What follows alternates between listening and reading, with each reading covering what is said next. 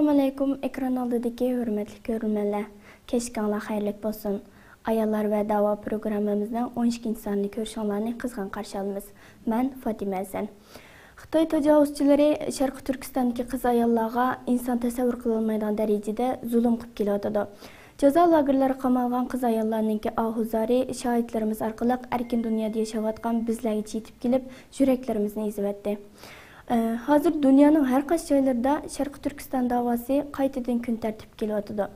Dal mushundaq paytlarda Uyg'ur ayollari bo'lish suhbatimiz bilan dunyodagi boshqa ayollarga qaraganda vazifalarimiz texmi og'ir. Sharqi Turkistonda zulmga uchrayotgan har bir qiz ayolning umidi biz bo'lib hisoblanamiz. Uyg'ur ayollari o'tmishdan toki bugungacha o'zlarining jasurligini, farosatini namoyon qilib keldi. Tarixga qaraydigan bo'lsak, Uyg'ur ayollarining faxri bo'lgan Nuzgum, Rizvongul, Yetti qizlarim qatorliq nurg'unlagan jasoratlik qahramon qiz ayollarimizni ko'ra olamiz. Biz ayollar va da'vo programmamizda Sharqi Turkiston da'vosida erlarning o'rni qanchalik muhim bo'lsa, ayollarning o'rnining shunchalik muhim ekanligini har vaqt ta'kidlab kelyapmiz. Bugun programmamizda bu nuqtani amaliy realligimizga bog'lagan asosda suhbatlashish uchun qimmatli ikki mehmonimizni taklif qildik. Mehmonlarimiz Nuzgum Kultur va oila jamiyatining raisi Munavvar O'zuyg'ur xonim va Amerikadagi Uyg'ur harakati tashkilotining raisi Ravshan Abbos xonim. Xo'sh keldinglar. Qimmatli vaqtinglarni chiqarib bu programmaga qatnashib berganinglar uchun sizlarga ko'pdan ko'p rahmat aytaman. Rahmat. Undan bo'lsa, programmamizni boshlaylik.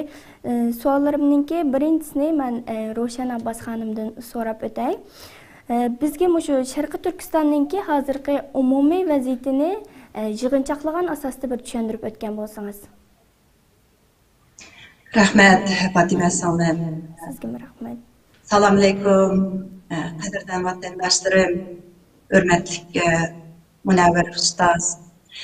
Navbatdagi Sharqiy Turkiston vaziyati bo'lsa, hammamizga ayon. Xitoy tajovuzchilari bugun butun Sharqiy Turkistonni bir usti ochiq turma qildi. Ochiq oshkora irqiy qirg'inchilikka beryapti.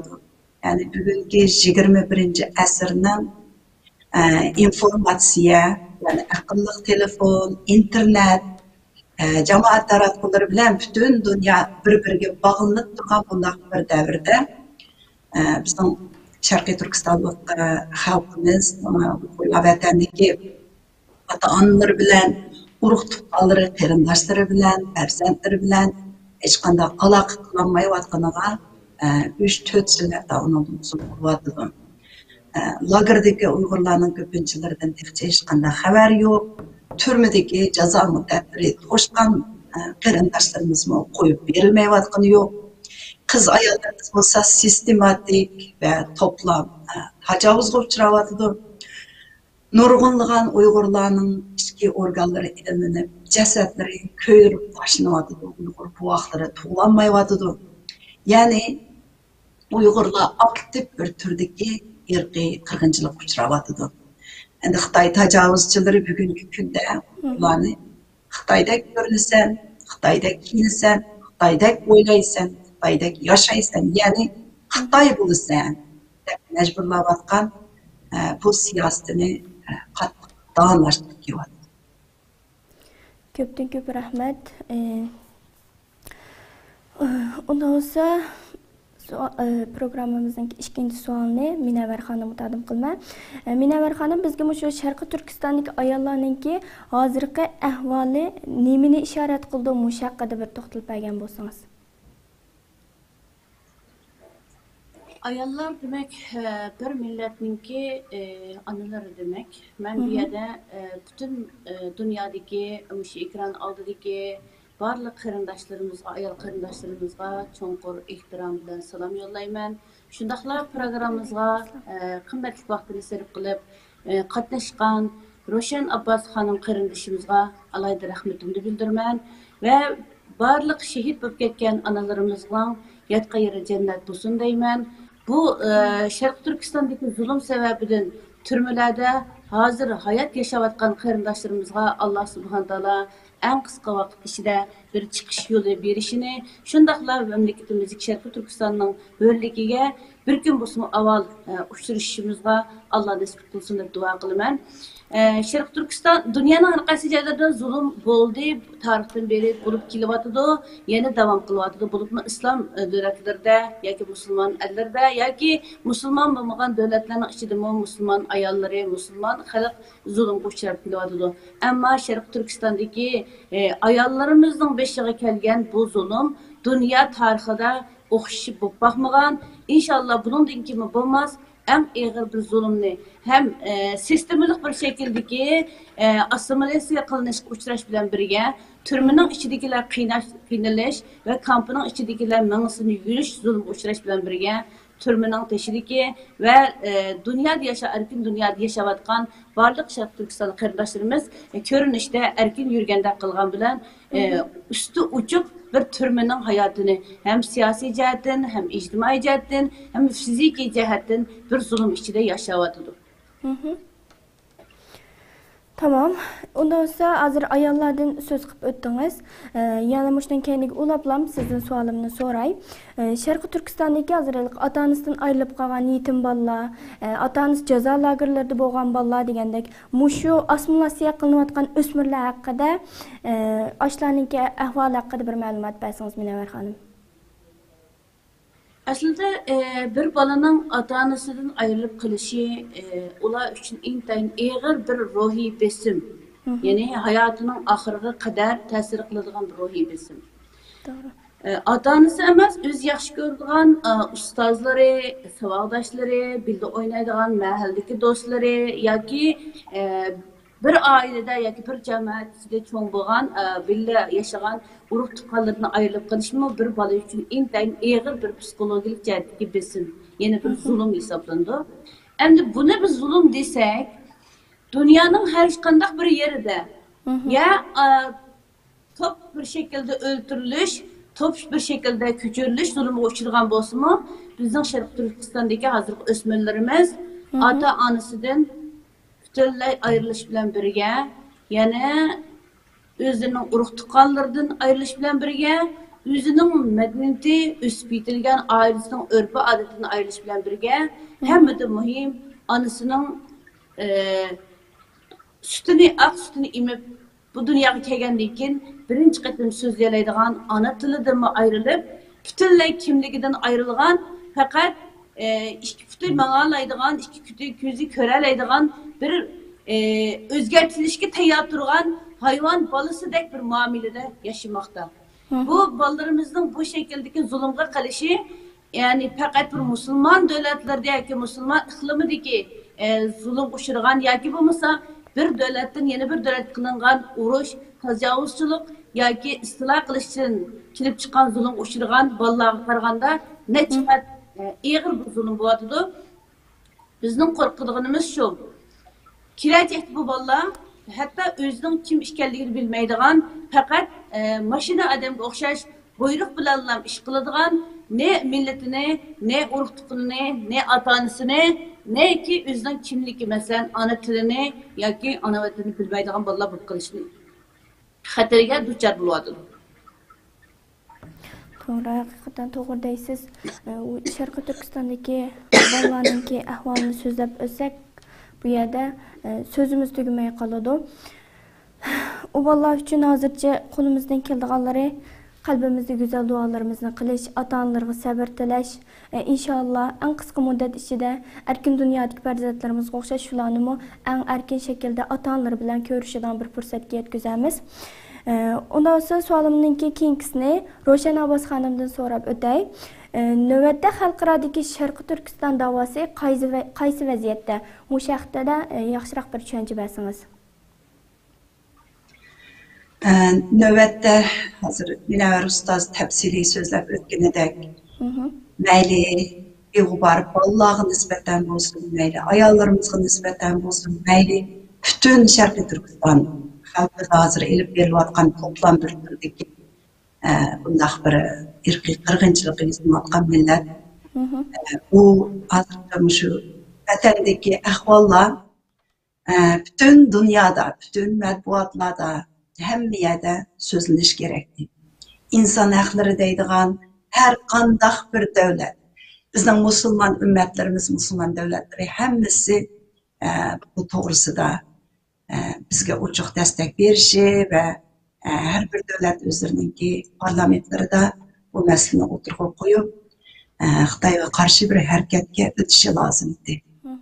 Endi hozir navbatda Sharqiy Turkiston da'vosi dunyoda qaysi saviyada deganimizda jazo lagerlarida yetib chiqqan shu qahramon shohidlarimizning mardonlik bilan o'tirg'a chiqib isbotlik berishlari, da'vo yo'lida tirishchanlik ko'rsatayotgan bütün da'vogarlarimizning, tashkilotlarimizning tirishchanlik ko'rsatishlari, endi Sharqiy Turkiston da'vosini ba'zi jurnalistlarning ba'zi siyosiy yo'llarninki va hukumatlarninki kun tartibiga kelgandek endi.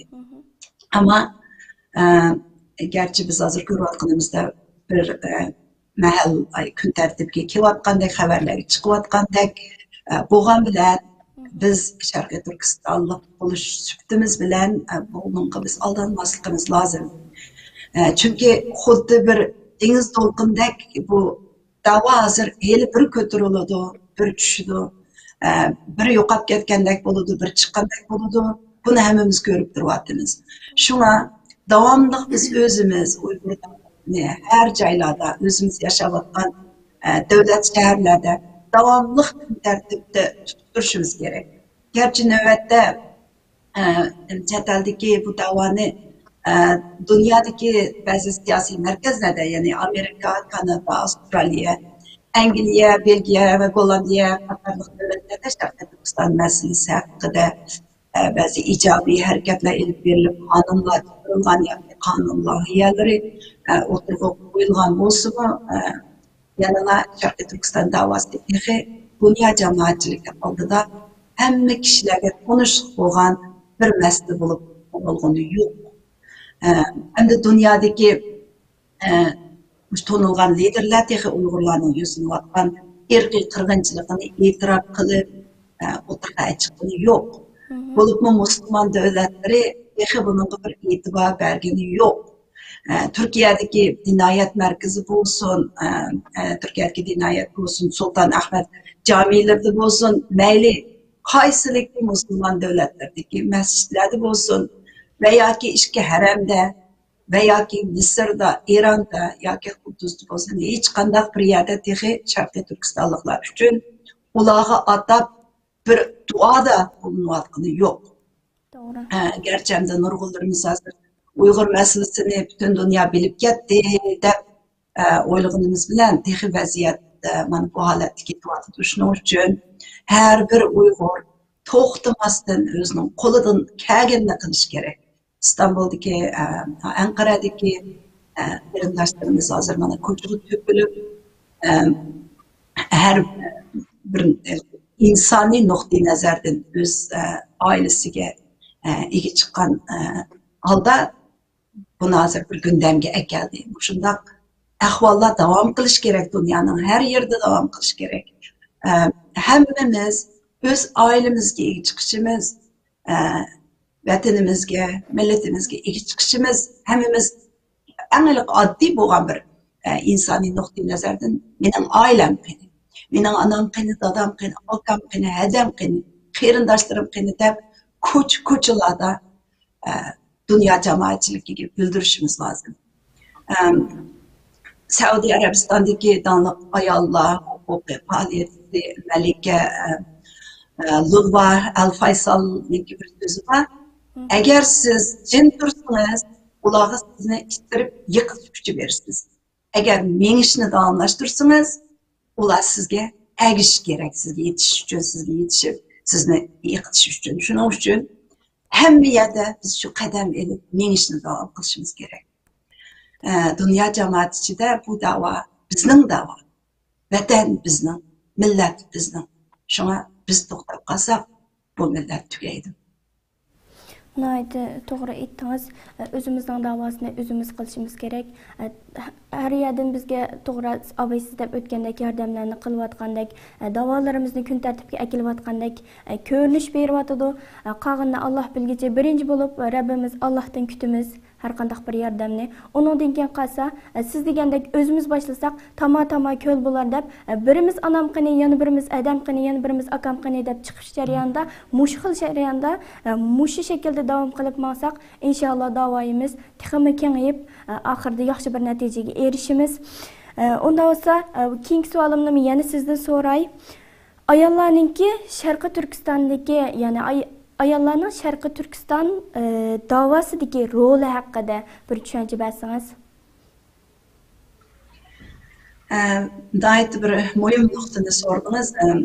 Ayollarninki Sharqi Turkiston davosidagi roli va xonim qizlarning bu davo uchun qilayotgan faoliyatlari Uyg'ur davosini anglatish uchun o'ynayotgan turtkilik rollari dunyoning to'rt tarafidan ko'rilib turyapti. Mana Munavvar ustozninki Nozugul tashkilotiga xonim qizlarni yetaklab menga o'xshash Turkiyadami xonim qizlar davoning har vaqt oldida mengyapti. Dünyanın her tarafında, mayli ta Avustralya'dan qarasak, Yaponiyagacha, Amerika, Kanadadan, Avrupagacha, O'rta Osiyo, boshqa bütün dünyanınki to'rt qit'adan hamma joylarda Uyg'ur ayollarimiz, erlarimiz bilan murni-murga tirab, bu davoda asosliq kuch bo'lib, ya'ni kuch qo'shib mengyotganligini ko'ryapmiz. Hamda ayollarning jamiyatdagi roli bir millatninki milliy kimligini, bir millatning kelgusini qo'llashda ayollarning roli intayin muhim. Buni hammamiz bilamiz. İslam dinimizdimi, dinimizning tarixiga qarasak, ayollarning roli, ayollarning natijalari va ayollarning yaratgan ulgulari, ayollarning jamiyatdagi o'rni, haq-huquqlari aniq muayyanlashtirilgan.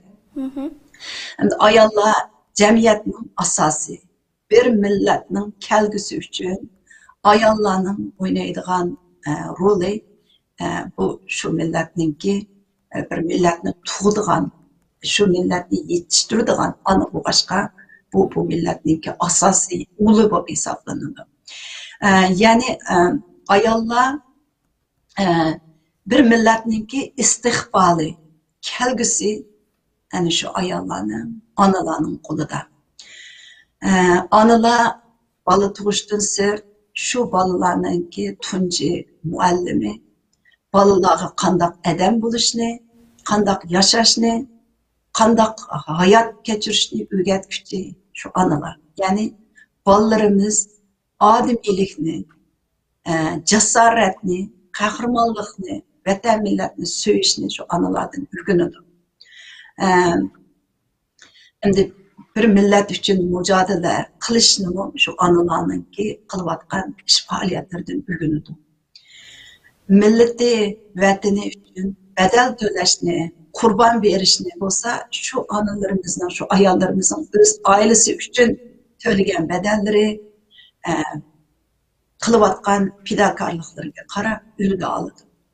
Eğer ayollar itibarsız qaralsa, eğer ayollar ciddiye elinmese, eğer ayollarning özlerini yetildirişige ehmiyet verilmese, ular yetaklab mengilmese, ayollarımız özgüvensiz, özge işenchisi bo'lmagan ashunaqaligi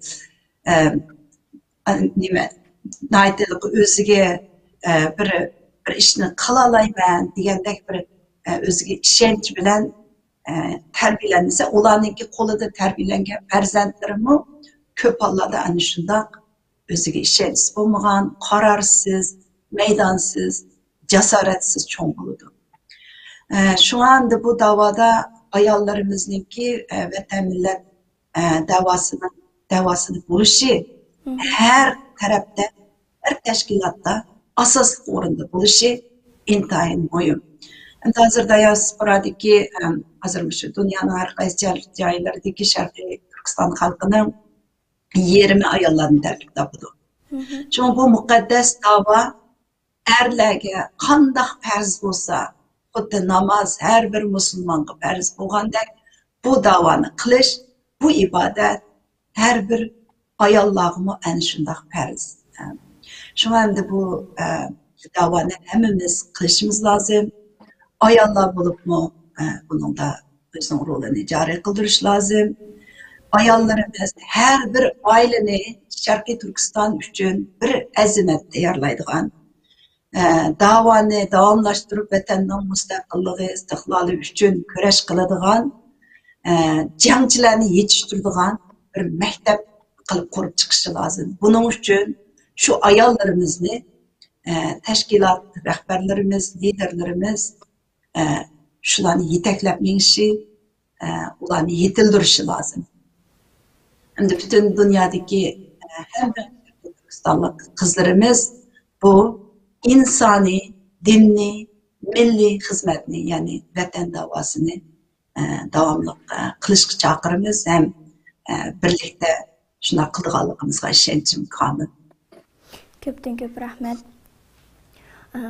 Deb o'tganingizdek, ayollar faqat ayol emas. Ayollar ham ona, ham o'qituvchi, vaqti kelsa jangchi, erlar qila oladiganmi, ish oshiribroq butun ishni qila oladi deb o'ylaymiz. Shuning uchun men programmamizning boshlanishida deb o'tgandim, ayollarningki rolini erlarningki qanday o'rinda turgan bo'lsa, siz Munavvar xonim shuni takror aytib o'tdinglar. Erlarning o'rni qanchalik muhim bo'lsa, biz ayollarning o'rnimi shunchalik muhim.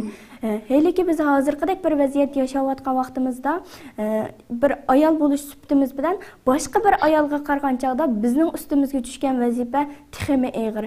Chunki biz Sharqiy Turkistonda yashayotgan har bir ayolningki umidi hisoblanamiz. Ular to'rt ko'zlar bilan bizni kutyotadi. Ashadagi bolalar uchun biz bu yerda o'zimizni texmi tavlashimiz kerak. Chunki biz ularga berib, vaqt kelsa o'qituvchisi bo'lamiz, onasi bo'lamiz, butkul hamma narsasi bo'lamiz. Shuning uchun sizlar deb o'tgandek haqiqatan ayollarning roli bek muhim. Bunga diqqat qilishimiz kerak. Keyingi savolimni Munavvar xonimdan so'rab o'tay. Munavvar xonim, mush navbatdagi vaziyatda ayollar yetarli xizmat qilyapti. Mush haqida tushuncha bersangiz.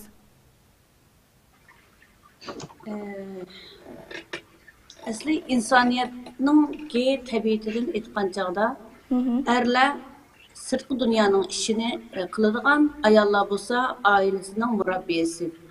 Yani aileni perviş qilg'uchi, bolalarni yetishtirg'uchi, erining orqada xizmatini qilg'uchi, dadaga yaxshi qiz, qarindosga yaxshi hamshira, shundaqla onaga bir kuyimchan qiz yoki yotliq bo'lgandan keyin erining eng kuchli qo'llig'uchisi, bolalarning eng kuchli o'qituvchisi va yetishtiruvchisi bo'lish roliga ega. Endi dunyoning har qaysi yerlarida agar bizning hayotimiz, turmushimiz, maishatimiz aşında bir paravallık yoki xotirjamlik ichida bo'lgan bo'lsa, albatta biz ayollar hem o'zimizni o'qishdan, hem başka hunardan, ayollarga aloqador masalalardan yechib surgan holda uyimizda o'tirib jafoliq ishlayotgan, davlatning ishini, xalqning xizmatini qilayotgan erlarimizni har jihatdan qo'llab-quvvatlab, ularni kuchlantirishimiz, uyda bolalarimizga kuyimchan ona bo'lishimiz va uyimizning eng yaxshi parvarishchisi bo'lishimiz bizning vazifamiz edi. Biz mushulardan so'raldik. Lekin hozirgi vaziyatda dunyoning beshiga kelmagan, tarixdan beri ko'rilmagan eng og'ir zulm bizning beshimizga kelgan vaqtida bizning dinimizning buyrug'i bo'yicha agar sening vataningga, sening islom tuprog'ingga, sening ona vataningga yat bir dushman besib kirgan vaqtning o'zida ana bolalarini tashlab pido qilib, ayol eridan ruxsat so'ramay, qiz otasidan ruxsat so'ramay, hatta qul xo'jayindan ruxsat so'ramay bu tajovuzchiga qarshi jihad qilish farz ayin. Ya'ni o'zi qilishga kerak. Akam chiqdi, yo'ldashim chiqdi, o'g'lim chiqdi yoki qizim chiqdi deyish orqali qutulib qoladigan bir jihad emas bu. Jihad desak, nurg'un insonlarning qalbida cho'qim qurol ko'tarib Allohu akbar deb o'qitish yoki dushmanning beshini kesish deb qaraydigan bir qatmal qarash bor. Ammo tajovuzchiga qarshi qilgan har bir mujodalamizda bizning o'tirg'i chiqishimiz, mujodala qilishimiz, kurash qilishimiz bu jihad. Bu jihadda garchi vatanda turib Xitoyning qalbini kesadigan unda cho'q ishni qilolmasakmi, iyadikilar qutuladigan ishni qilolmasakmi, chet elda birdan bir imkonimiz bo'lgan, mayli siyosiy jihatdan bo'lsin, ijtimoiy jihatdan bo'lsin, har xil faoliyatlar bo'lsin. Bu imkonimiz bo'lgan chet eldagi har bir Sharqiy Turkistonlik qiz ayollar yoki ota-onasi Sharqiy Turkistonlik bo'lgan gerçi chet elda tug'ilib qolgan bo'lsa-mu, ota-onasi Sharq Turkistonlik bo'lgan qiz ayollarimiz buni bir jihodiy farz ayin deb bilishi kerak. Buni ba'zi bir qarindoshlarimizning bahona qilganidan voy men degan ayol kishi bo'lgandek uyda o'ltirishim kerak. Men faqat bolalarimning qo'shig'ini to'yg'azsam, erimning tamog'ini assam menga bu to'g'ri. Biz buni xato demaymiz, lekin buning shartlarimi bor. Yani keşke uyunuzda fakat uyunuzda tamamınızı etip lan, erinizin kuzunu toyguzup lan, ballarınızın kimini keçigini keygizip lan, yaşınızın ki men bayamda ötüp ketgendek o rahat ki bir hatırcamlık hayattaki birimiz. Ama hazır kadar vakitte biz sahabelerin hayatta karsak mı düşman bastırıp gelgende hatta Allah subhanahu teala bizi Müslüman bir millet kılıp yaratkan, biz Arap kılmadı, Xitay kılmadı, başka millet kılmadı, bir Müslüman Uygur Türk kıldı. Demek ki Müslüman Uygur Türk kılgan deyken bizning beşimizga kelgan bu zulm bir Müslüman Uygur Türk ayol bo'lish sifatimiz bilan uni ustimizdan qoldirish uchun tirishish har birimizning bo'ynimizning farz ayini ishgan. Bu vaqtda bayamqi degandek men erimning xizmatini qilsam bo'ldi, balamni boqsam bo'ldi, balamni tarbiyalasam bo'ldi deb bu vazifadan, bu mas'uliyatdan qochish hech qanday bir vaqtda Alloh subhanahu taolaning oldidagi mas'uliyatimizni qochib qutulishimizga bahona bo'lolmaydi. Chunki vatanda yağlık çekken çekmegen, namaz okugan okumagan bolsun, meyli dinde mağmagan bolsun, meyli pende okugan okumagan bolsun, meyli dihkanı olsun, kasıp olsun, her kandak bir ayal kişi mesela azı biz ayallar dava programı bu aşkı bunu davatımın, hiç kandak sınıf ayırmasın, din ayırmasın, ırk ayırmasın, fakat Şarkı Türkistanlık, Uygur Türk bu kağallıkımız, ya Şarkı Türkistanlık bu kağallıkımız için bu zulümünü körüvatkan işkenmiz, chet elda yaşayotgan imkonimiz var. Barliq qiz ayollarimizning hech qanday bahona topmasdan bu xizmatga qo'ldan kelishcha qilishimiz kerak. Ha balkim ba'zilari og'riq, ba'zining bolalari og'riq, ba'zining bolalari ushaq. Ammo bu har bir insonning nima qila oladiganligini, qanchalik mujodala qila oladiganligini Alloh eng yaxshi biladi, o'zimiz ham yaxshi bilalaymiz. Ya'ni biz qila oladigan ishlarni bahona qilib qilsak bo'lmaydi. Chet elda hozir ayollarning xizmati qanday ketyapti dedingiz. Qilayotgan fidakor ayollarimiz bor. Keç gündüz xizmat qilayotgan ayollarimiz bor. Davlat altlab yurib, masalan, Roşan xonima, uningki guruhidagi qarindoshlarimiz o'xshash yoki boshqa guruhdagi, yoki boshqa tashkilotdagi ayol qarindoshlarimiz o'xshash, qo'lidan kelishicha boralgan yerga, illada u anglatishni anglata oladigan yerga bu davoni anglatayotgan, bu yo'l xizmat qilayotgan qarindoshlarimiz bor. Ularning erlari bor, ularning bolalari bor. Hammasining bor. Lekin bu yerdagi masala qilish qilolmas masalasi emas, g'ayrat qilish qilolmaslik va ideya jihatdan buni qanchalik darajada tunib yetish masalasi. Ani ayollarimiz bor, lekin bu umumiy Uyg'ur millatining nufusiga nisbatan chet elda yashayotgan ayollarimizning umumiy soniga nisbatan bu yetarlikmi? Yetarlik emas.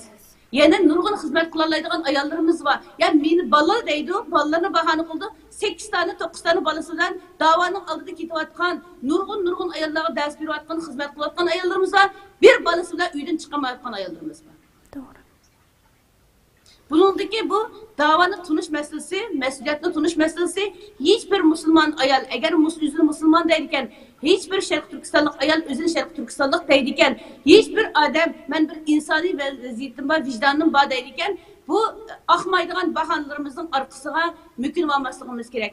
Albatta, chiqolmaslik, boramaslik, kasallik sababi yoki boshqa muhim sabablar bunun sabab bo'lishi mumkin. Bu sabab nima? Ya'ni qo'ldan kelishicha qilib, kamiganda qilmaganga hech kim hisob olmaydi. Ammo kilalaydigan odamlarmi, qo'ldan keladigan odammi bunun boşanlık qilib bu bahanlarni aql qilsa, bu Sharq Turkiston davosi haqiqatan ilgirlashga to'saliq bo'ldi. Bayam deb o'tib ketdi, Roşan xonim dedi, sizmi dedingiz? Bu ayollarning roli davoda o kadar muhim ishkan, uyning ichida davomli bu davoning g'amida yurgan, davoning fikrida yurgan, davo uchun bolalarga, davo uchun eriga, davo uchun o'ziga har zaman ilhom berib, energiya berib turgan ayollarning kuchi haqiqatan kuchli bo'ldi, qarindoshlar. Hakikaten piştik buludu. Bunun için ben bütün dünyadaki ayarlarımızdan dava aldım yanıvatkan kırındaşlarımız. Ola mağalaydıken biz mağamaydıken biz mağalaydık Allah kılsın, mağamaydık Allah oturup duraydı diyen bahane bilen kırıp kırışar kılıp özünün boynundaki burcunu ada kılamaydı deyip karayım. Bunun için her birimiz kançilik kılalsak. Çünkü Allah subhanahu teala la yukellifullahu nefsen illa vus'aha. Her bir insana Allah subhanahu teala fakat kılalaydıgançilik işini buyuruyor. Biz hazır kılalaydıgan işini mi kılanmay, kulumuz 5 metre yerge sunduğu aktırı yetmediğine yerge etmey, 1 metre sunup koyup benim kulum yetmedi desek 4 metrenin hesabını verimiz. Doğru. Bunun için Şərq Türkistan'daki ayarlarımız, lagerda şahit olup çıkan ayarlarımız, Şərq Türkistan davasının ki dünyaya tunuluşu da hakikaten pek çok rol oynadı. Yani patlagan sükutu çıkartkan ayarlarımızın ki bildirgen bu ifadeleri, şahitlikleri hakikaten pek çok rol oynadı. Yani nurgun ayarlarımız var. Aşı Şərq Türkistan'daki zulümda ya balasını, ya yoldaşını, ya kursuğundaki balasını yerip arılgan, ya ki atanısını aşında bir şehit vergen, ya ki kurban kılgan nurgun ayarlarımız var. Türme yetip çıkan nurgun ayarlarımız var. Aşılamı şahitlik verişi gerek. Aşılamı oturuğa çıkışı gerek. Ve özündeki enerjisini devamlı tuluklap duruş gerek. Çetelge çıkıp aldık, hicret bulduk, hatırcan bir devlet yerleştik diyen gepin özü, zulüm tügüdü diyen gep emez. Eğer biz aşağıdaki zulümni körüp, bilip, anlap durup çetelde hatırcan yaşavatkan bolsak, bunun hesabını verimiz. Doğru. Tamam, hazırki mesela cemiyetler otursun ki, teşkilatlar otursun ki, ya ki gruplar otursun ki, ortadaki özara düşünüşmezlik, malum sebeplerden gelip çıkan anlaşmazlık sebeplerden özümüzde xuddilik pişnip basattın, gap sözden, siyasi cihetki kalaymaqancılıktan kutuldurgandek, özümüzün ait pak tutgandek, aşışlarda yirak durgandek, yaxşı görmeyen insanlarımızı yirak durgandek bahaneler bilen biz perde hakkı ödenmeyimiz. Doğru. Perde hakkı ödenmeyimiz. Şunun için biz ayarlarımız tarafbazlık, guruhbazlık, siyasetbazlıklarını bahane kılıp birbirimizi öş gördüğün, birilerini yaman gördüğün, ondan sebep kılış arkalık davadını kaçırdığın bahane bilen kılamayımız. Çünkü ayarlarımızın Şərq Türkistan'daki ayarlarımızdan 5 yılı kelgen, türmüdeki kırındaşımızdan 5 yılı kelgen zulümlerle seliştirgan çağda biz çetelde yaşavatkan ayarlar meyli kançı şapat ataylı iqtisadi cihetten bulsun, başka cihetten bulsun, tıl cihetten bulsun, vatandaşlık cihetten bulsun, meyli pasport cihetten kançılık kıyın tatkan bulsak mı gerçi ama çeteldeki kırındaşlarımızdan hemmesi çeteldeki yaşavatkan kırındaşımız meyli okugan bulsun, meyli başka işlerle şoğullangan bulsun, vatandaki zulüm nispeten biz cennet yaşavatımız. Cennette. Hakikaten doğru. Bunun için bunun bedelini ahirette olsun. Kilecekte tarihteki bizim nesillerimizden katlık bizim üstümüzden sorak tatlayıp bizi eyiplemesi için her birimiz mecburiyetimizi ada kılışımız gerek. Tehe umumizlik etkanda çetel yaşavatkan Uygurların sanık nispet etkanda ayarlar tehe kozgalmadı. Aldığı çıkıp şahit vergen ayarlarımız ve dava kıvatkan ayarlarımızın umumi sanı bilen çetelde yaşavatkan diasporadaki ayarlarının sanını kıyaslagan çağda biz tehe kozgalmadı. Doğru. Eğer her bir ayal hiç umağında komşusuga, yakınıga, tordaki dostlarına, etraftaki tunuş bilişlerine dava anlatışta bir gayret kılsaydı, bizden başkalarının, bizden avazımızı anlatışa ihtiyacımız kalmaydı. Doğru. Şunun için ben yeni deymen, umumizlik etken çağda biz umumun nüfusuna nispeten Şərq Türkistan'ın çeteldeki yaşavatkan ayarlarımızın nüfusuna nispeten etken çağda biz de hakiki huzurluk gitemizdik. İnşallah Allah subhanahu teala bizden hakiki en kısa zamanda özümüzden hoşumuzu tepiverişimizde ve özümüzden serraplık çöllerde ya ki bir markalarının arkada isil heşemetlik hayatta oturuşlarda, çaylarda, bank çaylarda özümüzü izlemeyi kırılırsa davanın aldığı izleydiğin ve her nersimizi bunu pida kılalaydiğin ruhka ikilişimizi ümit kılmayın. Köp rahmet nayet doğru etip öttünüz. Abay degeningizdek bu sen kıl men oturup duray ya da aldıda kılvatqanlar qılayversin. Men keyindirrak qılaman, mening balam saqayganda baray, mening ishim tukkanda baray, dersim tukkanda baray, men uyda oturup dua qılwatyman deydiganlarninki bir davası emas. Bu sizning, mening kichikning, cho'ngning 7 yoshdan 70 yoshgacha hammamizning davası. Mayli erlar bo'lsin, mayli ayollar bo'lsin, Kül Uygur, özünü Uygurul deydiğen her kandak bir Uygur'unki davası. Sizler dep ötkendek bu yerdeki ayarlarınki o bahanları hakikaten bir torga çıkarak bir bahane emas.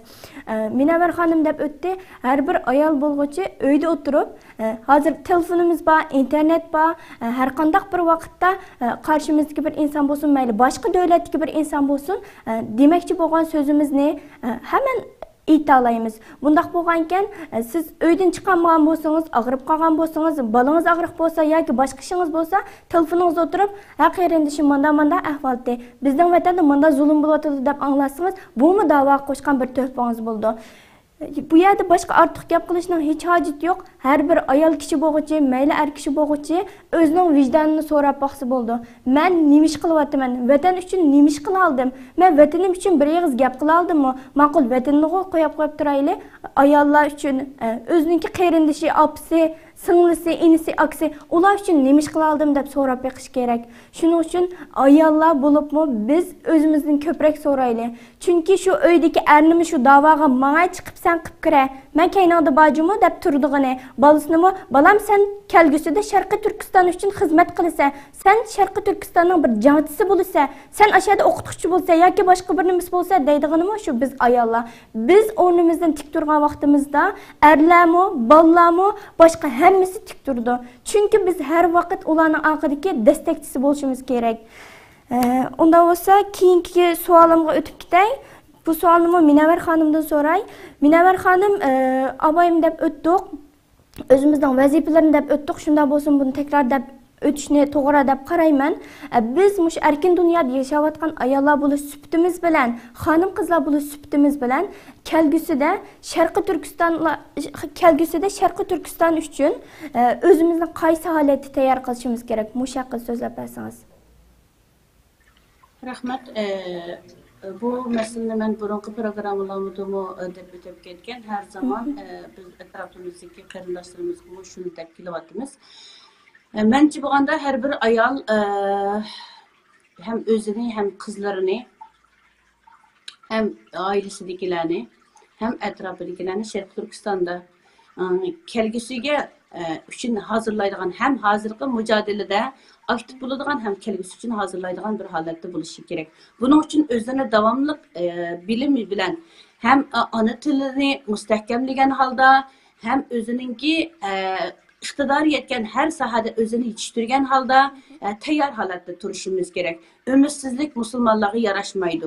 Biz deymizki biz qachon Sharqiy Turkiston ozod bo'lib iyag berib xizmat qilguncha biz bormi yo'qmi deymiz. Biz shunda bir ümmetki Peygamber sallallahu aleyhi ve sellem'nin ete kıyamet kayım bu hazır mesela ölüdüğündek ibadetimiz bilen ve mengü ölmeydeyğindek emelimiz bilen yaşayışkı buyurulgan. Yani kaçan mesela kıyamet kayım buldu desimi bugün derihimizi tikişke, meyvelik derih tikişke buyurulgan bir ümmet. Bunda bulan işkemiz biz niyetten sorulumuz, biz seferden sorulumuz, biz netinceden sorulmayımız. Şunun için vay men ve endi benim küzüm yetmeydi. Xitay onda yep ketdi, bunda qıp ketdi. Biz Türkistan qaytalamdık, qaytamamdık. Onunla bağandık, iyek bağandı biz nemiş kılalayım. İyek bağandık emmiz Xitay öpkes biz ulardan gep aldık. Yok.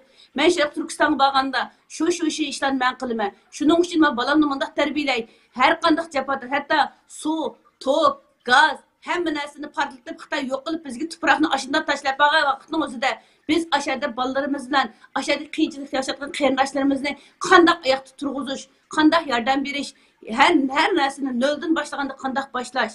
Mesela tamamen tilidan ayrılganlarga qaysi jihatdan tilda yordam berish, tamamen dinini bilmay o'zining musulmon ekanligini bilamaganlarga qanday bir o'zimizning dinni o'rgatish va bir davlatni qaytadan qurib chiqish uchun nimalar kerak bo'lsa biz ularga qanday jihatdan bilim berish va o'zimiz nimalar qilish to'g'riliq oldi bilan o'zimizning plan tuzishimiz kerak. Bu plan tuzish qarindoshlarimiz kundalik 3 vaqtlik tamoqimizni yeyish va kundalik o'qishimizni o'qish, bolalarimizni tarbiyalash, erimizning xizmatini qilish, uyimizning ishini qilishga taqashmaydi. Çünkü biz iş qilgan vaqtimizda qo'limiz qilganda kallamiz bilan qilmaymiz. Onu o'ylagash, planlagash, onu zikrimiz, duarimiz, maqsadimiz, xiyolimizga qo'shgan holda yangi-yangidan fikrlar bilan o'zimiz ilhom bergan holda qilishimiz kerak bo'ldi. Her zaman hazır bo'lishimiz kerak bo'ldi. Shunda bir kunlar kela balki 30-40 hatta 100 odam mening beqishimga meningki yordam berishimga, mening yarısını tingishimga va mening ashlar bir qozon tomoq etib berishimga muhtoj kunlarda qilishi mumkin. Men ular uchun nima qilib beralayman degan narsani bu irijatdan tayyorlik qilish kerak va qizlarimizga, o'g'illarimizga agar tog'da qolsang, dengizda qolsang, cho'lda qolsang, yolg'iz qolsang yoki urushning o'rtasida qolsang, sen başkalarga nima qilib beralaysa, Sharq Turkiston nima ishlarni qila olaysa degan ong bilan yetishtirishimiz kerak. Bu herkes hozirgi davoni elib berishimiz bilan kelgusiga hozirlik berishimizning hech qanday bir ziddiyati bo'lmaydi. Men shunda deb o'ylayman. Yani hazır nurgun insanlar vatanda zulüm ko'rganligimiz uchun chet elda erkin yashaylik, yer siqilib ketdik, bolalarimizni erkin azod yashaylik deb o'zi yemagan yegizib, o'zi kiymaganda kiygizib cho'ng qilyapmiz. Ammo shunda bir kunlar kelganda, Sharq Turkistonning eng og'ir kunlari beshimizga kelganda, bolalarimiz hech nimani bilmaydigan holatda qolmasin. Bolalarimizni har jihatdan chiniqtiraylik. Shundaqla biz başka milletler, mesela Avrupa'da yaşayotganlar olsun, Türkiye'de yaşayotganlar olsun, bir bizden aldığımızda turmuşu haşametlik yaşayotgan, esil yaşayotgan insanlar bilan özümüzni kıyaslamay, bunundan keyin keladigan ağır kunlarimizga, sınaq kunlarimizga hazırlık bir holatda yaşashimiz kerak. Hem de undan keyin aldığımızda, yani şu dava meselesi kelgan chaqdimi, her zaman yangidan fikrlar bilan yangidan bu davanı anlatadigan yo'llar bilan yoki shunday xizmatlarga hamkorlashadigan bir iroda bilan yashashimiz kerak. Bu arada bundan keyin menga fursat beriladi bilmayman, ama 3-oyning 8-i Dünya Ayollar kuni. Bu vesile bilan bütün qarindoshlarımızga bunu uqtirib qo'ymoqchi. Sharq Turkiston Nuzugum jamiyati va shundaqla bunun bilan barabar xizmat qilayotgan dunyoning har qaysi joylaridagi barliq qarindoshlarimiz bilan barabar 3-oyning 8-kuni Sharq Turkistondagi zulmni anlatadigan ve ayollarga bo'layotgan toplu, yani tajovuz, sistematik assimilyatsiya ve bunun o'xshash zulmlarni anlatadigan bir axborot e'lon qilish yig'inimiz bo'ladi. Shu kunigacha barliq Sharq Turkistonlik qarindoshlarımızning ishlarini o'rlashtirib, irodiy jihatdan yoki kuch jihatdan, energiya jihatdan o'zini hazırlashi va buning bilan birga o'zining atrofidagi barliq yaqin o'tadigan boshqa millat qo'lin qo'shinlari bo'lsin, do'stlari bo'lsin, savodoshlari bo'lsin, tunish bilishlari bo'lsin, ularni bu harakatga kuch qo'shishga chaqirishini umid qilaman. Albatta bu birazdan keyin Roshan xonim bu haqda yana o'zininki dunyo ayollariga va boshqa qarindoshlarga deydigan chaqiriqi bo'lganiga ishonaman. Unda olsa oxirgi savolimni ishqinglardan o'rtaq so'rmoqchi. Bu sualımızda sizlar bizningki boshlamchi cho'nglarimiz bo'lish suhbatinglar bilan kelajak uchun yetishib chiqayotgan qiz ayol xonim qizlarimizga qanday nasihatinglar bor? Mush haqda to'xtalib o'tsanglar bo'ldi. So'z haqqini boshda Roshan xonimga beray.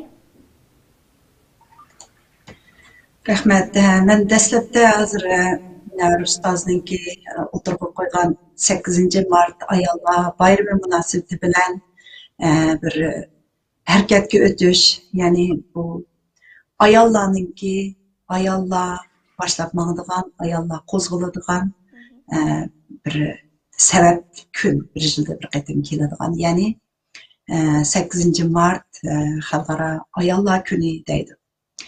Undaqda hazır bizning Uyg'ur xonim qizlarimiz sistematik holda top tajovuzga uchrayotgan, BBC'nin yakındaşı e'lon qilgan şahitlerimizningki o'zining beshidan o'tgan kechirmishlari bilan so'zlagan mushu xabarni ko'rib, yanala dunyodagi ayollar tashkilotlarining, ayollarning haq huquqlarini qo'llaydigan tashkilotlarining ayollar uchun gap qilamiz deb to'nilgan shu dangliq artistlar deymiz, feministlar deymiz, aktivistlar deymiz.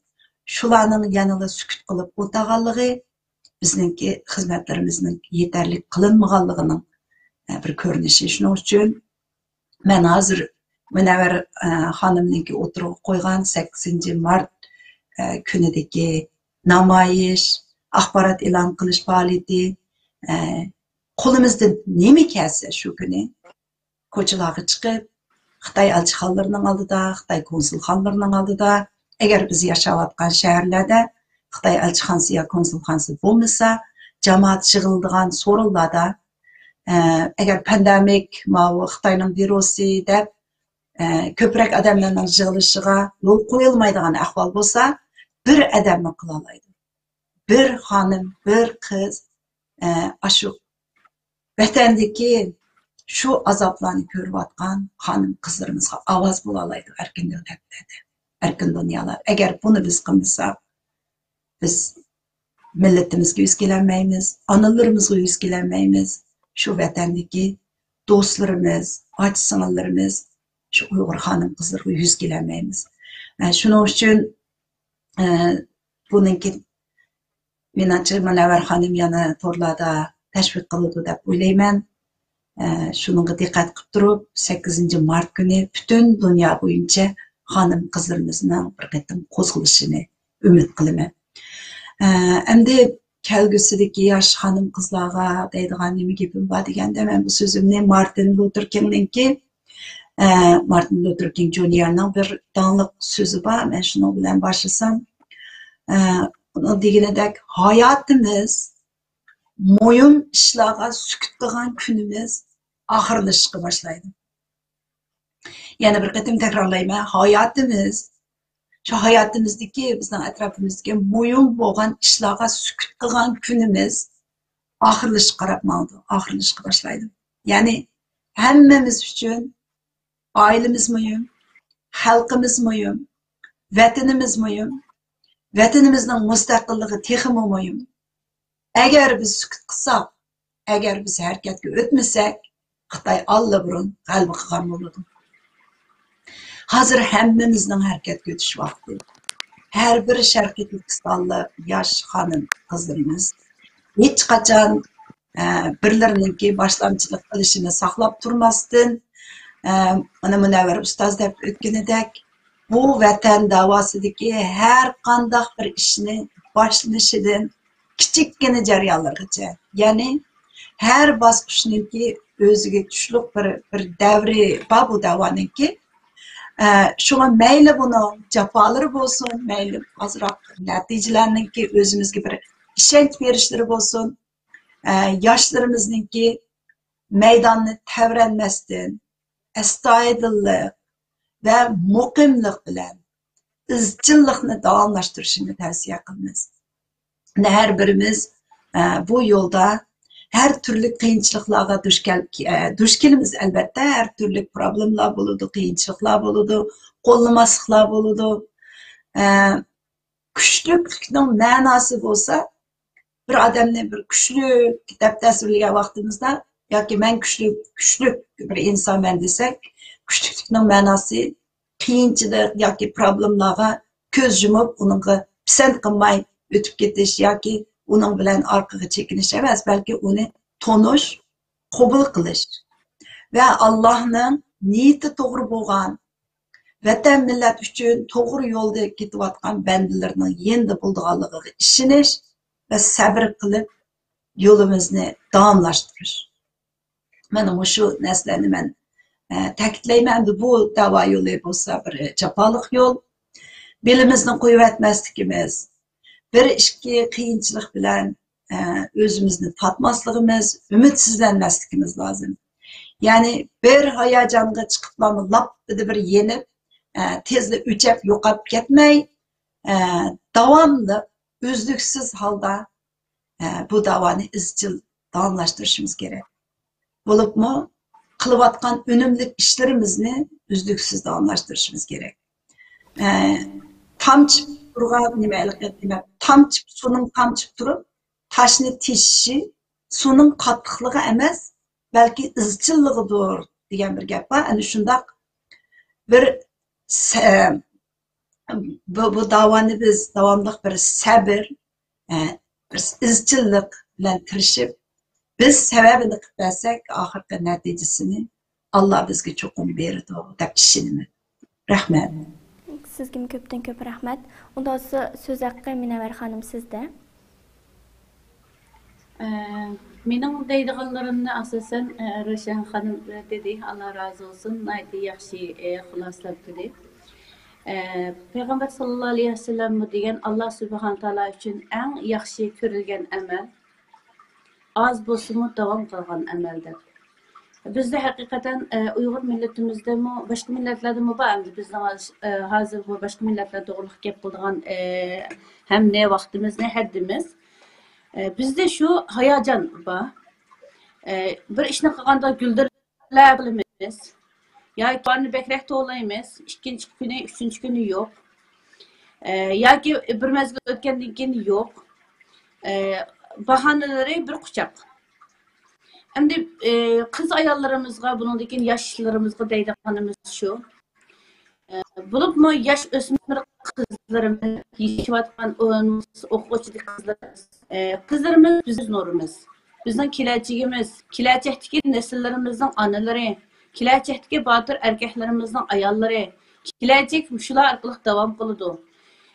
Dunyodagi cho'ng inqiloblar bo'lsin, davri bo'lguchi inqiloblar bo'lsin, hammasida yoshlarning roli intayin cho'ng.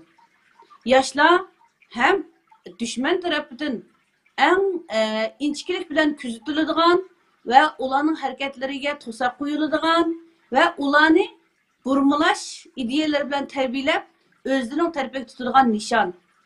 Yani hedef tahtasındaki nişan. Bunun için her bir yaş kızlarımız, ayallarımız, yaşlarımız özünün kadri kıymetini bilişi ve özünün vücudundaki, özünün hayatındaki bu avantgard iktidarını addi çağlamaslığı gerek. Hazır yaşlarımızda şunu deymen, bu tenkit şekli demez, nurgun kızlarımızda adanısının vatandın ayrılıp kalganlıkını nahayeti bir çoğun dert kılıp, psikolojik cihetteki acizliğinin sebebini kılıp, boşuşup gidişini ve boşlaşıp hiç kandamasın ders okuvatkanmasın biz okuvatımızdaydı. Amin Allahu Ekber. O dersteki neticeleri puanları karşılamak nayet azından nayet yaxşı. Ama köpüncüsünün ottara hal yaki sınıfının akıdı sörelme. Ders birinci derecede emez. Mektepten faaliyetleri de aktif emez. Hayatlarda acayip bir xil çekiniş yaki boşuş var. Biz düşmenge bu şekilde acizliğimizi göstermesimiz gerek. Düşman bizge kancık derecede hücum kılgan bolsa, ata-anamızdan, urug' tuqqanimizdan, vatanimizdan, her narsimizdan yoki davomli burun kelib turayotgan to'liq iqtisodimizdan, hashamatli turmushimizdan ayirgan bo'lsa, buning dardini biz bo'shashib ketish bilan emas, intiqom bilan chiqarishimiz kerak. İntiqom tuyg'usi bo'lishi kerak. Intiqom bilan biz tirik turishimiz kerak. Agar Sharqiy Turkistonda diasporadagi bizning yosh qizlarimiz har birisi diring turadigan bo'lsa, bu dava xizmeti çünkü ularning ovozi chiqadi, ularning putuq chirmishib turgan necha bolasi yo'q, ularning o'ta uyda deydigan yoki qatmal mijozdagi yoki ochiq yomon erlari yo'q. Bo'lgan taqdirdami nayta az, hatto qayri qilish kuchiga ega qizlarimiz. Bunda vaqtida bizning qizlarimizdan umid qilganimiz, hatto dars maktabning darsi bir dars emas, bir qancha maktabning darsini elish bilan birga kech kunduz xizmat qilayotgan qizlarimiz bor. Vaqtini yetkazayotgan qizlarimiz bor, aktiv faoliyat qilayotgan qizlarimiz bor. Tercümanlık kılayotgan, davani anlatıvatgan kızlarımız var. Hacaba ularning yetadigan vaqti nimishqa sizlarning yetmaydi? Bu qayg'urish, orqaga chekinish bizningki sizlardan kutgan umidimizni haqiqatan umidsizlikka ilib bordi. Buning uchun biz dushman bizning ko'zimizga mix qaqaman desa yana bir ko'zimiz bilan. Futimizni kesimiz desa hasimiz bilan harakat qilishni o'rganishimiz kerak qizlarim. Ya'ni yosh sing'illarim, hemşerilerim, şundaqla sağlığı yerinde bo'lgan harakat qila oladigan barliq qarindoshlarim, Sharq Turkiston davası hammamizning o'rtaq davası, tarixda bizdan hisob ilinadigan va oxiratda hisob ilinadigan dava. Buning uchun men ayollarimizga, qizlarimizga, shundaqla bo'lib o'quvchi qizlarimizga bu davada avangardlik rol o'ynashini umid qilaman. Köpten köp rahmet, Allah razı olsun. İşkileranlar şunda yaxşı mezmunlarını sözlep ötdüңlar. İşkileranlar dep ötkendek, zalim Xitay keçimi gündüz bizni yo'q qilish uchun harakat qilyotdi. 1 minut 1 sekundini zoya qilib etmay bizni yo'q qilish uchun bizkilam odoqlandi. Bundaq bo'lgan bir sharoitda bizmi har 1 minut, har 1 sekundimizni cho'qim Xitoyga qarshi bir harakat qilish uchun o'zimizni yetildirish nimasiga işletişimiz gerek. Ayallar buluş, yaş kızal buluş, abay dep ötkendek bizninki balımız yoki xizmatlarimiz yoki o'qishlarimiz hech qaysi bizga bahona bulanmaydi. Hech bo'lmasa o'zimizni kelgusimiz uchun tayyorlashimiz kerak. Ashu ota-onalarningki, ashu vatandagi farzandlar uchun o'zimizni yetildirishimiz kerak. Ma'qul ular uchunmi qilmaydi degan taqdirda o'zimiz uchun qilishimiz kerak. Chunki inson o'zini o'ylab turib bir ish qilgan vaqtida uning dishindagi har qanday bir insan yoki kishi mayli har qanday bir ish bo'lsin, uni hisob qilmaydi. Bundoq bo'lgankan, hech bo'lmasa ekran oldidagi har qanday bir ayol qarindoshlarimizga, qizlarimizga mening deydiganim shu, o'zingiz o'ylab turib bo'lsin qiling. Chunki men hamon bir kunsi shu Sharqiy Turkistonga qaytib ketaman. Men öz ailemninki anısı bolaman, balarimning anısı bolaman, yo'ldoshimning ayoli bolaman. Aşı vatan uchun xizmat qilgan birisi men bolaman. Men aşı vatan uchun o'zim manchilik ish qila oladiganman. Men yoza olayman, men o'qiy olayman. Yoki mening qo'limda maosh keldi. Ashlarning hammani o'zimiz ortiqchiligimizni ko'rsak, inshaalloh bu ishlarning hammasi tuzilib ketadi degandek ayollarimizning ovozi yetarli chiqmayotdi. Texmo kutishimiz kerak. Bu aldığımız kelayotgan 8 Mart Roşan Hanım bilan Münevver Hanım ikisi tang deb o'tdi. Nayt muhim bir kun. Nurg'un ayollarimiz bor, qo'ldan keladigan nurg'un ishlar bor. Uyimizdan chiqolmay turibmi, o'ttagan joyimizda o'tirib qila oladigan nurg'un ishlarimiz bor. Ash kunsi bir qitimliq ovozliq davayımızı anlatıdığan bir narsa sözleyli. Qalamda xat yaza alaydigan insonlarimiz, yozadigan shundaycha qizlarimiz bor, men bilmayamizmi. Yezinglar, torlarga taqtayli, ularni tarjima qila oladigan har qaysi davlatdagi har xil tillarga sahib bo'lgan qizlar bor. Sizlar tarjima qilib taqtinglar. Bularning biz uchun nihoyat foydasi bor.